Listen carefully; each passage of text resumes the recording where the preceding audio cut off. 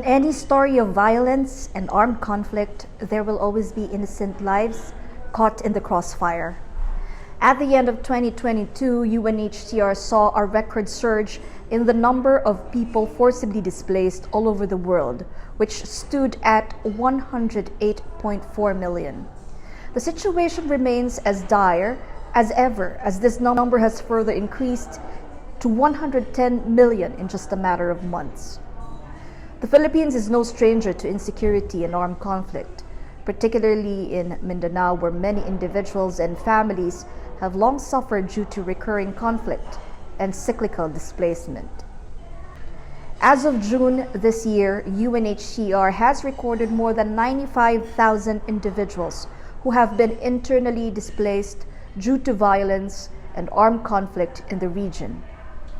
UNHCR supports the Philippine government, our partners, stakeholders, and those for and with whom we work through technical assistance and coordination of efforts aimed at ensuring the availability of protection for those affected.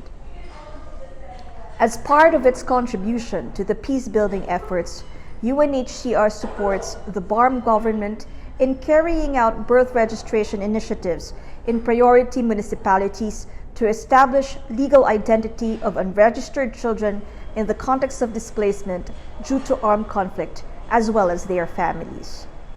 Having a birth certificate can ensure protection of children from violence, abuse, and exploitation, as this can serve as proof of their age. With this, the higher risk of being forced into early marriage, labor, or recruitment as soldiers will be avoided. Furthermore, the initiative aims to support the capacity of local government units in ensuring functional civil registration and vital statistics systems that would enable duty bearers to reach the unreached communities through digitization of the local civil registrar's processes.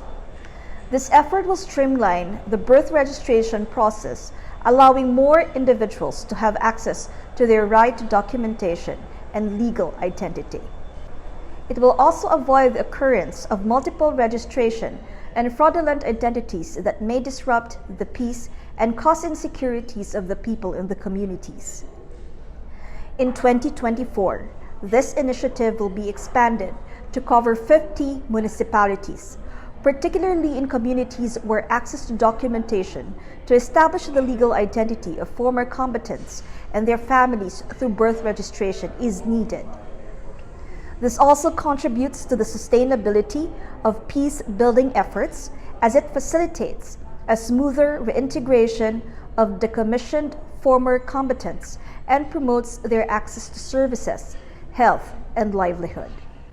UNHCR has also supported efforts that led to the passage on third and final reading of the bill championing the rights of the internally displaced in the Philippines House of Representatives. And with this development, we are working with our partners in seeking the approval of the Senate for this proposed measure.